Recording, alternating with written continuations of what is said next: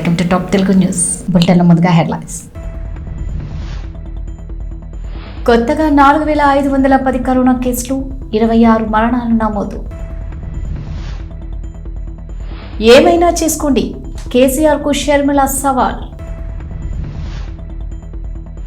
CM YS జగన్తో Tata Sons chairman Natarajan Chandrasekaran భేటీ. వ్యాపారవేత్త Adani group chairman Gautam Adani మాజీ ముఖ్యమంత్రి శివసేన అధినేత ఉద్ధవ్ ఠాకరేతో భేటీ. తాజాగా కేంద్ర ఆరోగ్య శాఖ విడుదల చేసిన హెల్త్ బులెటిన్ ప్రకారం గడిచిన 24 గంటల్లో దేశంలో 4510 కొత్త కరోనా పాజిటివ్ కేసులు నమోదయ్యాయి. దీంతో దేశంలో మొత్తం కరోనా కేసుల సంఖ్య 4,45,53,042కు చేరింది. ఇక దేశంలో యాక్టివ్ కరోనా కేసుల సంఖ్య 46,342కు చేరింది. దేశంలో కరోనా పాజిటివిటీ రేటు 90.1%గా ఉంది. దేశంలో తాజాగా 26 మంది కరోనాతో మరణించగా మృతుల సంఖ్య 5,28,429కి చేరింది. గడిచిన 24 గంటల్లో దేశవ్యాప్తంగా 5,291 మంది కరోనా నుంచి కోలుకున్నారు.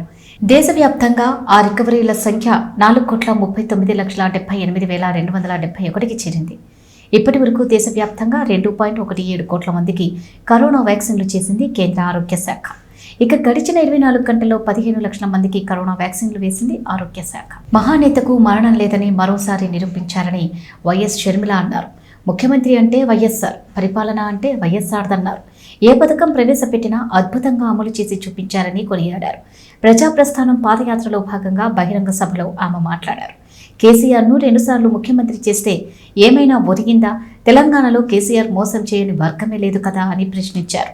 కేసీఆర్ జన్మకి ఒక మాట కూడా నిలబెట్టుకోలేదని మండిపడ్డారు. కేసీఆర్ మాట నిలబెట్టుకోలేని మోసగాడని విమర్శించారు. ప్రాణహిత చేవెళ్ల ప్రాజెక్టు ద్వారా నీళ్లు తీసుకురావాలని వైఎస్ఆర్ అనుకున్నారని, పరిగి నియోజకవర్గానికి వైఎస్ఆర్ బ్రతికే ఉంటే నీళ్లు వచ్చేవన్నారు. అలాగే వైఎస్ఆర్ బ్రతికి ఉంటే 35,000 కోట్లతో ప్రాణహిత చేవెళ్ల ప్రాజెక్టు పూర్తయ్యేదన్నారు. నేనే వస్తా, కుర్చీ వేసుకుని కూర్చుంటా అని ఇదే పరిగిలో మీటింగ్ పెట్టిన కేసీఆర్ 1 ఎకరాకు నీళ్లు ఇవ్వడానికి చేతనయిందా అని ఆమె ప్రశ్నించారు. ముఖ్యమంత్రి నివాసంలో సీఎం వైఎస్ జగన్ ను టాటా సన్స్ చైర్మన్ నటరాజన్ చంద్రశేఖరన్ కలిశారు. ఏపీలో పెట్టుబడులు, అవకాశాలపై చర్చించారు. ఎలాంటి సహాయ సహకారాలు అందించడానికైనా సిద్ధంగా ఉన్నామని సీఎం అన్నారు. రాష్ట్రంలో పారిశ్రామికంగా అనుసరిస్తున్న పారదర్శక విధానాలను సీఎం వివరించారు. సుశిక్షితులైన మానవ వనరులు, మౌలిక సదుపాయాలు అందుబాటులో ఉన్నాయని వైఎస్ జగన్ తెలిపారు. మహారాష్ట్రలో ఎవరూ ఊహించని ఆసక్తికర పరిణామం చోటు చేసుకుంది. ప్రపంచ శ్రీమంతుల్లో 2వ స్థానంలో ఉన్న వ్యాపారవేత్త అదానీ గ్రూప్ చైర్మన్ గౌతమ్ అదానీ మాజీ ముఖ్యమంత్రి శివసేన అధినేత ఉద్ధవ్ ఠాకరేతో భేటీ అయ్యారు. ప్రధాని మోదీ, కేంద్ర హోంమంత్రి అమిత్ షాలకు గౌతమ్ అదానీ అత్యంత సన్నిహితుడు అనే విషయం అందరికీ తెలిసిందే. మరోవైపు శివసేనను చీల్చి ఆ పార్టీ రెబెల్ నేత ఏక్నాథ్ షిండే నేతృత్వంలో మహారాష్ట్రలో కొత్త ప్రభుత్వాన్ని బీజేపీ ఏర్పాటు చేసిన సంగతి కూడా విదితమే. ఈ నేపథ్యంలో ఠాకరేతో అదానీ భేటీ కావడం ప్రాధాన్యతను సంతరించుకుంది. ఠాకరేతో అదానీ సమావేశమైన విషయాన్ని అదానీ గ్రూప్కు చెందిన ఒక ఉన్నతాధికారి తెలిపారు. అయితే వీరిద్దరూ ఏ అంశాలపై చర్చించారనే విషయాన్ని మాత్రం ఆయన వెల్లడించలేదు. సిరులు పండించే లంక భూములు గోదారమ్మ ఆగ్రహానికి గురవుతున్నాయి. ఏటా వచ్చే వరదలకు ఈ భూములు మాయమవుతున్నాయి. ఆ భూములను నమ్ముకుని జీవిస్తున్న కుటుంబాలకు జీవనాధారం లేకుండా పోతున్నాయి. డాక్టర్ బిఆర్ అంబేద్కర్ కోనసీమ జిల్లా ఆలమూరు మండలం బడుగువాని లంక గ్రామంలోని పరిస్థితి ఇది. ఇప్పటికే వందలాది ఎకరాల లంక భూములు ఈ గోదావరిలో కొట్టుకుపోయాయి. ఇప్పుడు మిగిలిన భూములు అండలుగా జారి గోదాట్లో కలిసిపోతున్నాయి. ఈ రోజు ఉన్న భూమి తెల్లారేసరికి ఉంటుందో లేదో తెలియని అయోమయ పరిస్థితి. అలాగని ఇవేమీ పనికిరాని బీడు భూములు కాదు. ఎకరం 70 నుంచి 80 లక్షలు పలుకుతున్న ఈ ప్రాంతంలోని భూములు ఇలా గోదాట్లో కలిసిపోవడం ఆ భూ యజమానులకు తీరని నష్టాన్ని మిగులుస్తున్నాయి. ఈ ఏడాది మునిపెన్నడూ లేని విధంగా 3 సార్లు వరదలు వచ్చాయి. ఈ వరద నీటి ప్రవాహానికి ఈ ఒక్క గ్రామంలోనే సుమారు 100 ఎకరాలు కొట్టుకుపోయాయి. 70 కోట్ల నష్టం మిగిలిచ్చాయి. ఈ ఒక్క ఏడాదిలో సంభవించిన నష్టంలో 10వ వంతు అంటే సుమారు 7 కోట్ల రూపాయలు ప్రభుత్వం కేటాయిస్తే కోతకు గురవుతున్న ప్రాంతంలో గ్రోయన్స్ నిర్మించి భూములను కాపాడుకోవచ్చని ఆ ప్రాంత రైతులు వాపోతున్నారు.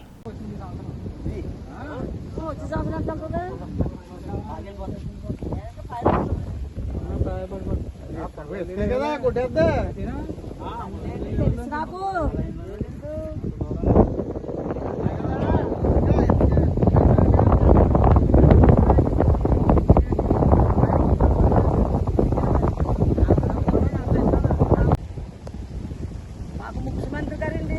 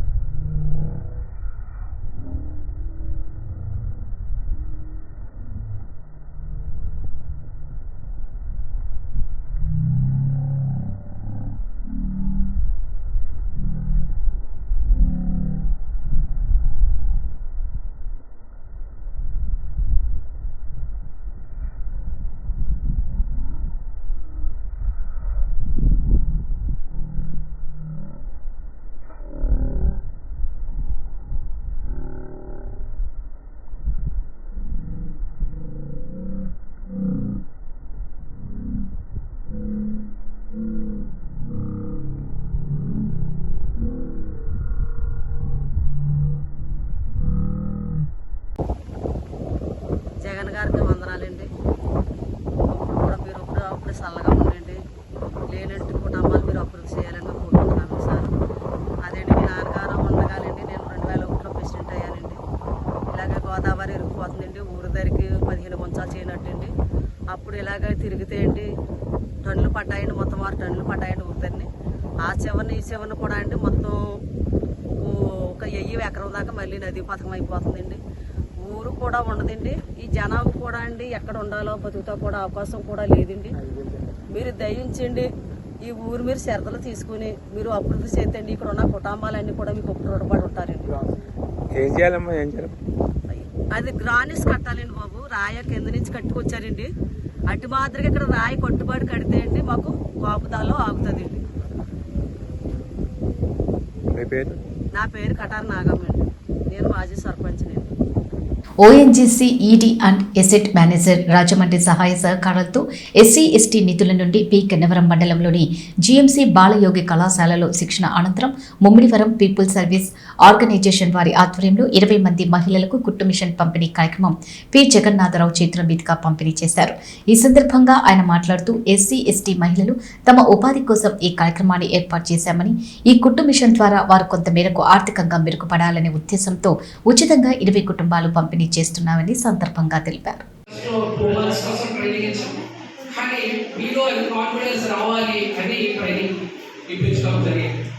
అదేవిధంగా ఎటువంటి స్కిల్స్ నేర్చుకున్నారు మేడం దగ్గర వాటి ఇంకా డెవలప్ చేసుకోండి. ఎందుకంటే ఒకసారి తీసుకున్న ట్రైనింగ్ మనం నెగ్లెక్ట్ చేస్తే అది నెగ్లెక్ట్ అయిపోతుంది. ప్రయత్నం చేయండి. ఏదో రకంగా కుటుంబంలో సహాయం చేయడానికి ప్రయత్నం చేయండి. ఆలోచనలో మార్పు వస్తే మిగతావన్నీ అన్నీ బాగానే ఉంటాయి. ఆ దృష్టిలో మరి అనేక చోట్ల మేము ఇక్కడే కాదు, రాజమండ్రిలో మా ఆఫీస్ ఉంది. మా కార్యకలాపాలు ఈ ఏరియాలో కూడా బెండపూర్లో నార్త్ వేళ కూడా ఉంది. నేను వస్తూ ఉంటాను, అప్పుడు చూస్తూ ఉంటాను. మా కార్యక్రమం నార్త్ 1 అది స్టిల్ ప్రొడక్షన్ చాలా తక్కువ ప్రొడక్షన్, బట్ ప్రొడక్షన్ అయితే ఇస్తుంది. మరి ఓఎన్జీసీ కూడా ఒకసారి వచ్చిన సర్పంచ్ గారు చెప్తుంటారు, ఓఎన్జీసీ ఈ విలేజెస్లో కొద్దిగా ఫోకస్ చేయాలని.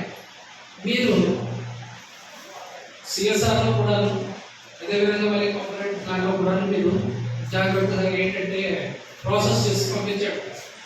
మీరు విలేజెస్లో వచ్చినప్పుడు మీరు డైరెక్ట్గా అప్రోచ్ అయ్యి మాకు చెప్పినంత మటుకు మనకి అలా కరెక్ట్గా సెట్ ప్రొఫార్మా అది ఉంటుంది.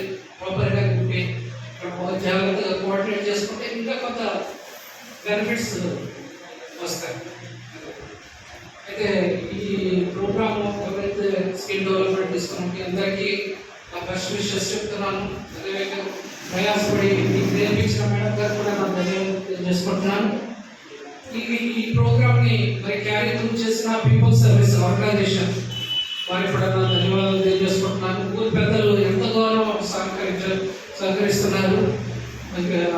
ఇనాగ్రేషన్ ప్రోగ్రామ్ కూడా నేను వచ్చాను, చాలా చక్కగా సహకరించారు. గ్రామానికి డెవలప్మెంట్కి ఎప్పుడు నిత్యం ఆలోచిస్తున్నారు. మరి ఈ కార్యక్రమాలు ఇంకా ముందుకు తీసుకెళ్లాలని ఆశపడుతున్నాం. మీ అందరికీ మరి బెస్ట్ విషెస్ చెప్తూ నేను నా మాటలు పంపిస్తున్నాను. Thank you.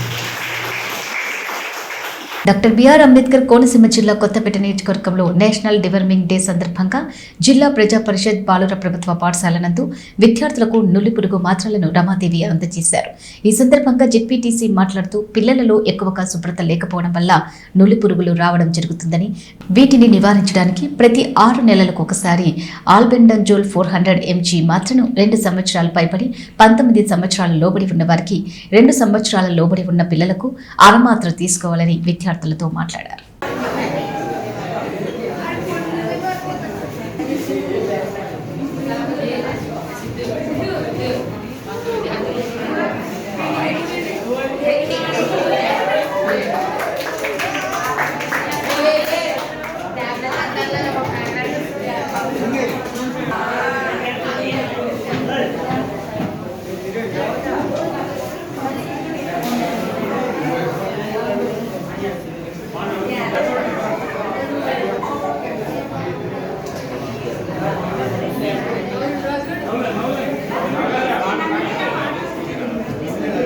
TDP south Africa అధ్యక్షులు ఎన్ఆర్ఐ పారా రామకృష్ణ మాట్లాడుతూ ఎన్టీఆర్ హెల్త్ యూనివర్సిటీ పేరు మార్చడం తెలుగు జాతికి అవమానం.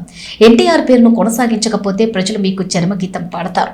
ఎన్టీఆర్ హెల్త్ యూనివర్సిటీ పేరు తీసేసి వైఎస్ఆర్ హెల్త్ యూనివర్సిటీగా పేరుతో మార్చాలనుకోవడం ఆంధ్ర రాష్ట్రానికే కాదు తెలుగు జాతికే అవమానకరం. జాతీయ స్థాయిలో గుర్తింపు పొందిన డాక్టర్ ఎన్టీఆర్ హెల్త్ యూనివర్సిటీ పేరు మార్చాలనుకోవడం సిగ్గుచేటు. ఎన్టీఆర్ పేరును కొనసాగించాలని డిమాండ్ చేస్తున్నారు. వైద్య విద్యార్థులకు ప్రత్యేక వర్సిటీ లేని సమయంలో వైద్య విద్యలో నాణ్యత పెంచి పర్యవేక్షణ నియంత్రణ సాధించేందుకు ఒక స్వయం ప్రతిపత్తి ఉన్న ప్రత్యేక సంస్థగా ఉండాలని యూనివర్సిటీ ఆఫ్ హెల్త్ సైన్సెస్ అనే పేరుతో యూనివర్సిటీని ప్రారంభించారు. ఆ తర్వాత ఎన్టీఆర్ చొరవతో ఏర్పడిన యూనివర్సిటీ కావడంతో ఎన్టీఆర్ పేరును 1998 ఫిబ్రవరిలో ముఖ్యమంత్రి చంద్రబాబు హెల్త్ వర్సిటీకి ఎన్టీఆర్ పేరు పెట్టాలని ప్రతిపాదించారు. ఆ తర్వాత వరుసగా వచ్చిన ముఖ్యమంత్రులు ఇటువంటి ఆలోచన చేయలేదు. చివరకు రాజశేఖర్ రెడ్డి కూడా తన హయాంలో ఎప్పుడు వర్సిటీ కార్యకలాపాల్లో వేలు పెట్టలేదన్నారు. Liquor mafia liquor mafia liquor liquor don liquor don liquor don liquor don ఇసుక మాఫియా ఇసుక మాఫియా ఇసుక మాఫియా ఖనిజ మాఫియా ఖనిజ మాఫియా అవినీతి ముఖ్యమంత్రి సంవత్సరానికి 5,000 కోట్లు ఇసుకలో దోచేస్తున్న జగన్ సంవత్సరానికి 5,000 కోట్లు దోచేస్తున్న జగన్ సంవత్సరానికి ఇసుకలో 5,000 కోట్లు దోచేస్తున్న జగన్ రాష్ట్రాన్ని దోచుకుంటున్న జగన్ పంచభూతాలు దోపిడీ చేస్తున్న జగన్ ఇసుక మాఫియా పంచభూతాలు దోపిడీ చేస్తున్న జగన్ పంచభూతాలు దోపిడీ చేస్తున్న జగన్ పంచభూతాలు దోపిడీ చేస్తున్న జగన్ పంచభూతాలు వదిలిపెట్టిన జగన్ పంచభూతాలు దోపిడీ చేస్తున్న జగన్ ఖనిజ సంపద దోసుకుంటున్న జగన్ ఖనిజ సంపద దోసుకుంటున్న జగన్ ఖనిజ సంపద దోసుకుంటున్న జగన్ రాజప్ప గారికి ఏమవుతున్న అవకాశం గవర్నమెంట్ సరే కొంచెం గవర్నమెంట్ అవకాశం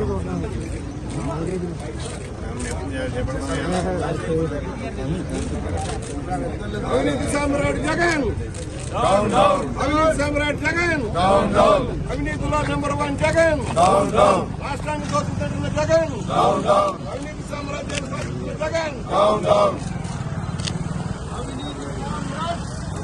దోపిడీ సామ్రాట్ దోపిడీలో #1 దోపిడీలో #1 రాష్ట్రాన్ని దోచుకుంటున్న జగన్ రాష్ట్ర సంపదను దోచుకుంటున్న జగన్ అవినీతి సామ్రాట్ జగన్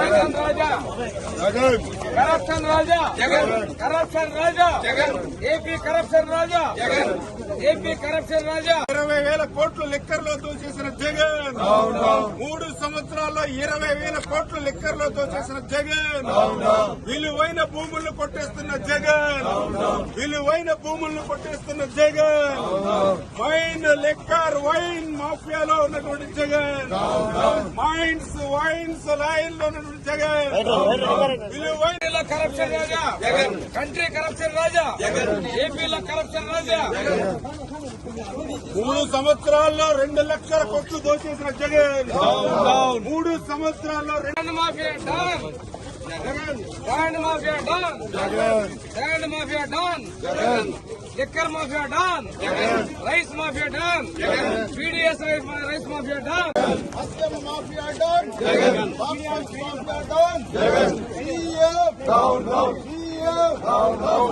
సామ్రాట్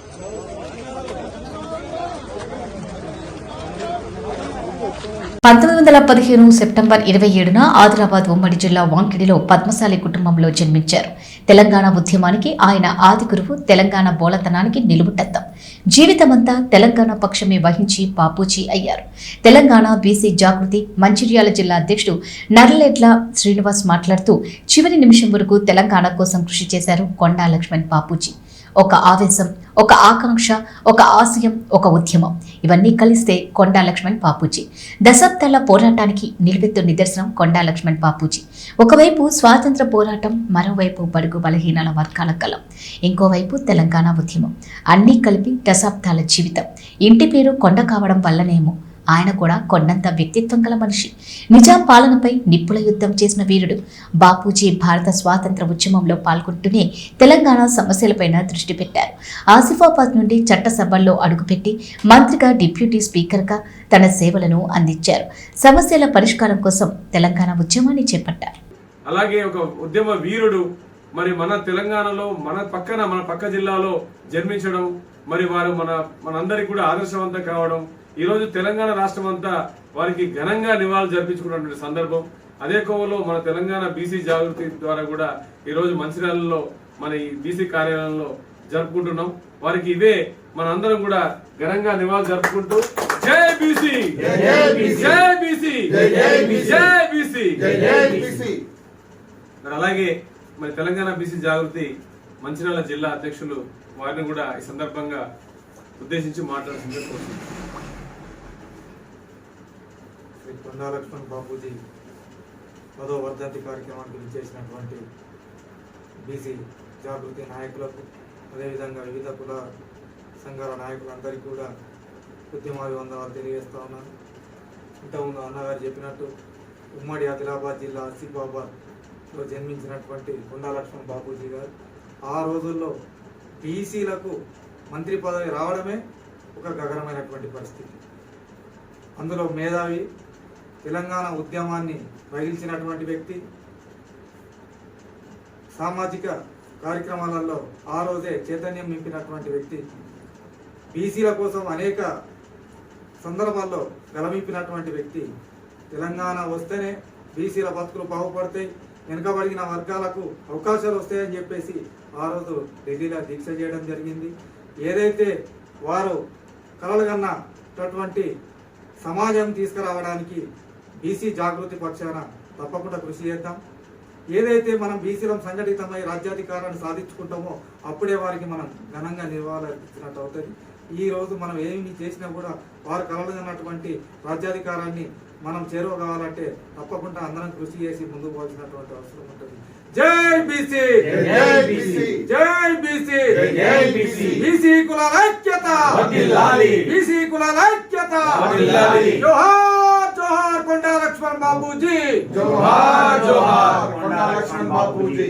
తెలంగాణ బీసీ జాగృతి ఈ యొక్క వర్ధంతి కార్యక్రమాన్ని నిర్వహిస్తున్నటువంటి సందర్భంలో మరి ఈ కార్యక్రమానికి, ఈ కార్యాలయానికి వచ్చి ఈ కార్యక్రమం చేసినటువంటి మరి తెలంగాణ బీసీ జాగృతి మంచిర్యాల జిల్లా అధ్యక్షుడు నరేంద్ర శ్రీనివాస్ గారు, అలాగే ఈ యొక్క మంచిర్యాల పట్టణ ప్రధాన కార్యదర్శి బొలిశెట్టి లక్ష్మణ్ గారు, ఉపాధ్యక్షులు వైద్య భాస్కర్ గారు, అలాగే మన రాంబాబు గారు, అలాగే మచ్చయ్య గారు, మన రవీందర్ గారు, మరి నూతనంగా వచ్చిన రవీందర్ గారు.